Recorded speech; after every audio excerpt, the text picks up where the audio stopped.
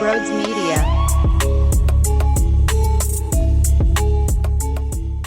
All right, everybody, welcome on in. If you're new to the channel, hello. Hit the subscribe button, hit the thumbs up button as well. I greatly appreciate all your support. You could take Sports Talk with Brodes on the road with you. All you have to do is search Sports Talk with Brodes on Apple Podcasts, on Spotify, and if you leave me a 5-star rating and a review, it will mean the world. Do it for Matvey Michkov, not me. Do it for Michkov, so I appreciate it. And lastly, if you're looking to join the memberships here on YouTube, you can. By checking out the information down below in the description, you get access to Coffee with Brodes live streams twice a week, and also our Discord chat where we communicate pretty much 24/7 as a community, and it's a lot of fun. So thank you guys all so much, and enjoy the show. Good afternoon, everybody. Welcome on in to Bleacher Report Live, and we are getting closer and closer to Dave Dombrowski's season. Honestly, winter is Dave Dombrowski's season. July is Dave Dombrowski's season. There's no such thing. The fall is Dave Dombrowski's season. There's no off season for the man. And the reason why I bring up the fall, of course, is because his team is competing in the postseason, going on some runs. Because the guy builds winners. And that's why, well, I feel so comfortable about this trade deadline. But let's take a look at some early predictions here. And let's get step one out of the way. Dave Dombrowski is a killer. Dave Dombrowski is going to go full throttle to make this team the best juggernaut he could possibly make them. The time is now. He's not stupid. John Middleton and the ownership group as a whole is not stupid. Sam Fold, the GM who never gets talked about, is not stupid. Bryce Harper, you might think a player doesn't have a big voice, but this is the same dude that was walking around with the signed JT shirt on for months, and he was publicly demanding we get a deal done. He's got a powerful vocal voice in that clubhouse and in that organization, and my point is everybody is aware on what time it is. So Dave is on the prowl, and he's going to make something sexy happen. There's no doubt about it. I've actually heard from some Phillies fans that they are nervous that we might see something similar to last year's deadline. And if you don't remember, Dave went out and grabbed Michael Lorenzen, and he was not even usable at the back end of the season. He was an unplayable type of arm, and you can make the argument that so was Taijuan Walker, right? So here are two examples of Dave going out and trying to land something big. One was not a deadline acquisition, but just in totality, looking at the arms that he has brought in, there's some nerves. And I'm going, hold on a second. First off, prior to seeing the result, Michael Lorenzen was an all-star who threw a 3.58 ERA. I'm sorry. Without knowing exactly what the result will be and watching him throw a no-hitter, right? He threw a no-hitter in a Phillies uniform. In what world am I supposed to be bothered by that acquisition? Now, maybe it didn't pan out as much as I would love, but seriously, you bring in an all-star caliber starter with a 3.5 ERA, and I'm supposed to be disgusted with Dave's mentality and approach at last year's deadline? He brought in Castro as well. Okay, not the most appealing name in the world, but he could smack 290 against right-handed pitching. So a guy, in theory, who can platoon for you is sitting there with just under a 300 batting average against right-handed pitching. It's something that I feel is a fair attack. I think it's a fair look. But here's what's different from last year to this year. The Phillies have been playing with a different sense of urgency and a different edge. This team wired differently. They're in a different position now. Over the last few years, super slow start to the season. Nobody knows exactly what it's going to be. Third wild card, second wild card, maybe the first wild card. Hold on a second. Right now, It's odd. I understand that the Braves are starting to roll and they just beat the Yankees in Yankee Stadium in a series and they're putting together wins, and that margin that you created is starting to get smaller and smaller, which to be expected, by the way. I think that's more of just showing you that this is going to be a dogfight for the NL East more so than the Phillies are losing control. All right, at home at CBP, this Phillies team is a monster and nobody wants to see them. And yeah, they might struggle away from their own ballpark, dropping a few series in a row, but they also had to deal with going to London and then travel. Instead of getting an off day and going back to South Philly, they're going right to Boston. They're going right to Baltimore. I mean, there were actual legitimate travel things to bring up on maybe why there was some disappointing road series, but I digress. I think it's important to note that, say what you will about last year, I don't despise it as much as everybody else does, the trade deadline by Dave, but I think it's pretty noticeable on the current state of this team compared to the last 2 years where they made some fun runs. There's a different attitude right now. It's a different makeup. It's all in. We may have to look at our top prospects because the time is now. Full disclosure, I'm not just handing away Aiden Miller. I'm just not giving away Andrew Paternon. I don't want to move on from those guys at all. I'm looking more at Crawford. I'm looking more at every other prospect except for those two names. But hypothetically speaking, if I can get proven talent and a proven stud, and it takes a prospect at this particular time of the Phillies, let's go win a title right now mode, I'd have to do it. I've been fooled too many times in the prospect pool. And one, most recently, was Sixto Sanchez. I thought Sixto Sanchez was an absolute automatic star. Dude weighs 9,000 pounds. The Miami Marlins manager is ripping him to shreds publicly, saying what he gives us isn't going to work. And now look at what JT has provided for you. I'm not getting fooled by prospects. Listen closely. I will hold on to them. I am not giving them away. If the price is right and I'm getting a legitimate weapon at the major league level that's already proven, and all I could hope for in a billion years is one of those prospects becoming one of those proven names, I'm doing it. I'm doing it. I'm more open to the discussion, but it's got to be the right package. I will be very particular. So let me throw you two names that I think everybody is discussing here, and rightfully so. I'll give you two sexy names. One is an outfielder because it's obvious they're desperate to improve the hitting out of the outfield. Nick has been very up and down, although he's on a nice run.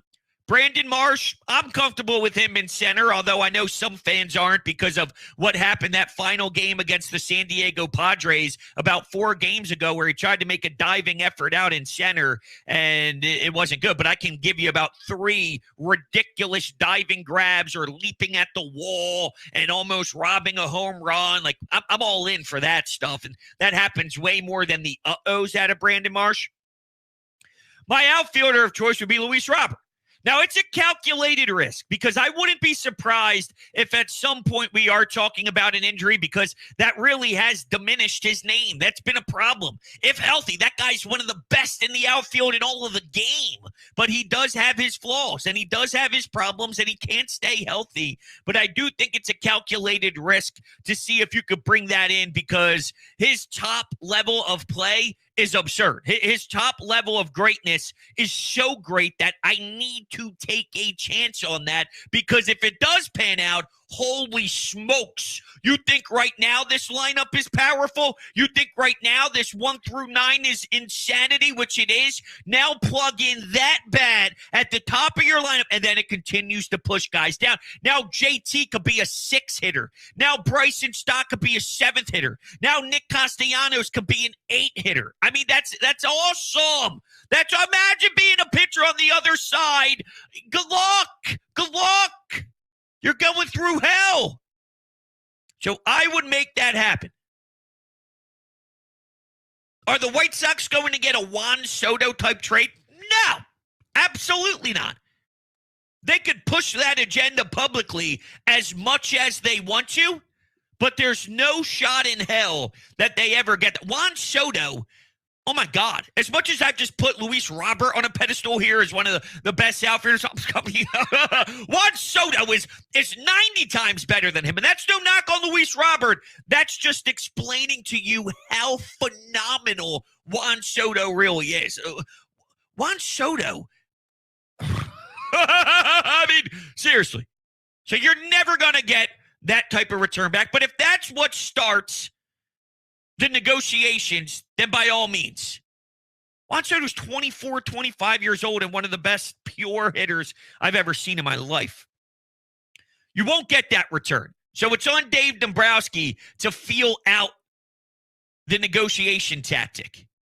But if there's one man that I trust with my life to do that properly, it's Dave Dombrowski.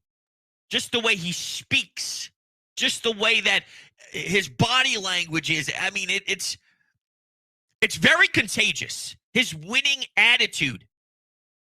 When you're in the room with Dave Dombrowski, it smells like baseball. Guy gets it. Now, I'm seeing here in the chat discussing Johan Rojas, and he has some pretty decent numbers in AAA since going down, but we need to improve the outfield. He's not as good as they say he is defensively. Brandon Marsh can do exactly what Rojas can do, and Brandon Marsh is way better offensively. So with the outfield of David Dahl / Whit Merrifield, right now left field is a mess. With Brandon Marsh out in center, I'm not a big Pache guy. And with Nick in right field, who's going to be plugged in at right field, he's not going anywhere. How can you improve? The answer is not Rojas. Rojas does not improve you from those guys I just mentioned. Not enough. Okay, maybe he's better than Whit Merrifield, but Whit Merrifield has been garbage. Maybe he's better than David Dahl, but I don't think he is. I mean, really, I don't even think he is. David Dahl at least gives you a little bit of juice. You know, I mean, he showed power in the beginning, then it died off, then he had a huge at-bat in this final game to help win your series on a rubber match against Arizona, which was a very hostile series. I hate the Diamondbacks more than anything. Tucker would be nice, but I don't think that the Houston Astros are just shopping him around with ease. If you could find a way to get Kyle Tucker, there's no way in hell I would not try to go get Kyle Tucker. I just don't think that that's reality. If Rojas is our center fielder of the future, as Chris O'Donnell is saying, we stink in center field because he's never going to be enough of a bat. I'm sorry, it's just not good enough. His defense isn't that elite where I can live with his horrendous offense. He's not it. He's not it. I would actually try and put Rojas in a package. If you can go get Luis Robert, I'd go put him in a package to make a trade and make a splash. I'd rather keep Painter. I'd rather keep Aiden Miller. Go get rid of Rojas. I don't need it. So if he's our center fielder of the future, I'm pissed with the center fielder of our future approach. Randy Arozarena, I don't see that happening. I think Luis Robert is the guy. And I actually saw a few different pieces that have, and this is the next wave. I didn't get to my pitcher yet, but I'll do pitcher after I finish my outfield. This name is not as appealing.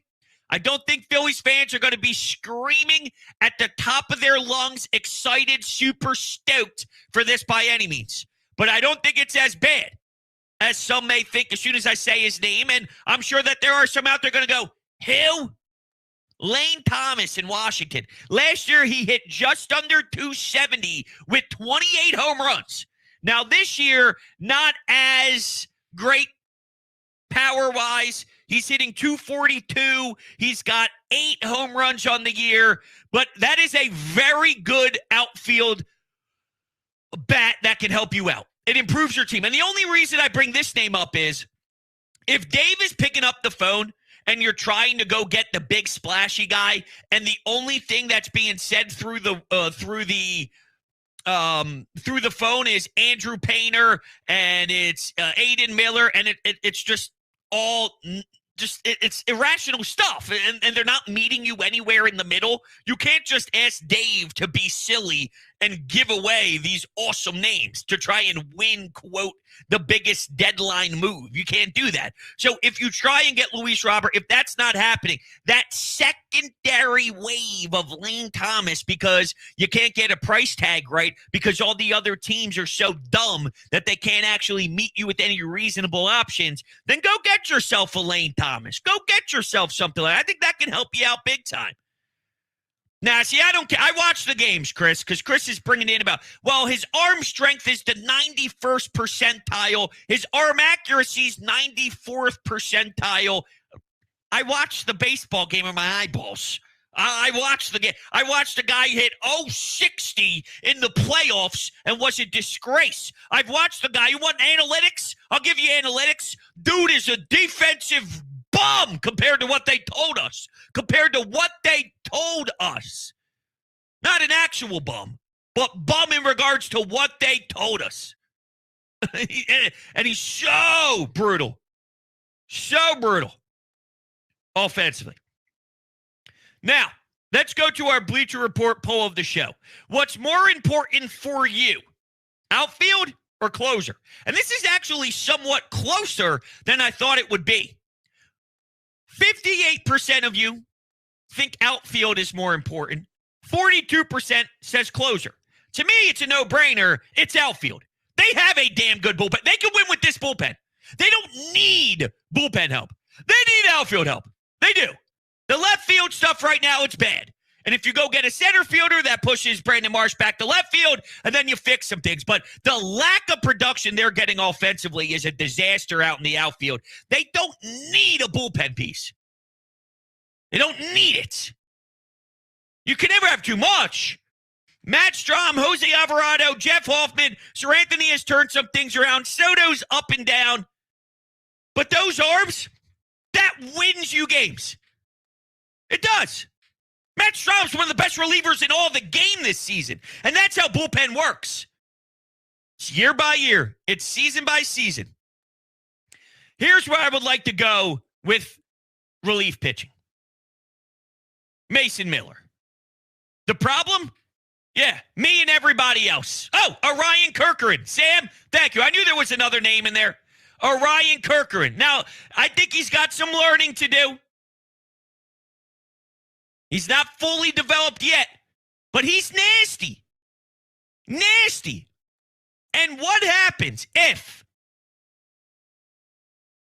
Just think of this rotation. Spencer Turnbull could be an option out of the pen in the postseason. I watched Zach Eflin close. Not too long ago, they were plucking Zach Eflin out of the rotation to help close you games. I'm just saying, Spencer Turnbull, Christopher Sanchez, who knows? Who knows what can happen at the time of the postseason beginning? But anyway, Mason Miller would be awesome. I think everybody's going to be fighting for Mason Miller. But that is number one on my list in regards to bullpen. And number two, Tanner Scott. I think Tanner Scott out of Miami can be a place that can really improve your bullpen. So I think something is going to happen in the bullpen department, whether it's a Mason Miller or more of a Tanner Scott type of vibe. Just another reasonable arm is always good, and it's always something to consider. And most teams take a look at some of the squads that are failing. And, you know, I always hear Ken Rosenthal and Jason Stark and all the national reporters throw this around at the time of the year that because of the expanded playoffs, now teams don't think that they're sellers. So there's less teams to sell and there's more buyers and there's more teams that are right around the third wild card that are trying to make a push, or, you know, they're afraid to sell because what if they can slide into that third wild card spot? And there's all these little kinks into the scheduling and the standings and the playoff formats that change a lot of the ownership's thoughts at the time of the year. So that means there's a lot more teams in on a lot less players, for whatever that's worth. Now, Doc brings up that anyone is an upgrade from Soto. Soto's not as bad as everybody says he is. He's not great. I don't want him in high leverage spots. I don't want him in late games, seventh inning. Like he's a major league baseball relief pitcher. What I think's happening is our bullpen is so good. Matt Strom doesn't give up an earned run for a billion years. Sir Anthony has picked it up and was on a stretch. Like, this stuff was important to note, that what we've been getting out of Jeff Hoffman and Jose Alvarado. I think other guys have shined so much that it actually skewed what is and isn't good out of relief pitching. He's not my favorite. He's probably one of the guys you go too early in a game. You don't use him late. I don't like him with traffic on the bases. But there is a role for Soto. Most people just remember his bad outings, and then he'll have 3 good outings. No one ever talks about it. Then he blows up in the 4th outing, and then it's like, oh, see? Well, he had 3 good outings prior to that helped the team win. I don't want him in big spots. I don't want him in massive spots. I just need him in spots that fit him best because he does have a role. He does have a role. All right, so to summarize, Luis Robert, Lane Thomas, 1A, 1B type of vibe. Doesn't have to be Lane Thomas, but that secondary wave, if it is a player like that, I like it. And Mason Miller is my 1A relief pitching-wise. Tanner Scott, the 1B. Once again, doesn't need to be Tanner Scott, but that vibe, that's sort of my, in both categories that the Phillies desperately need help in.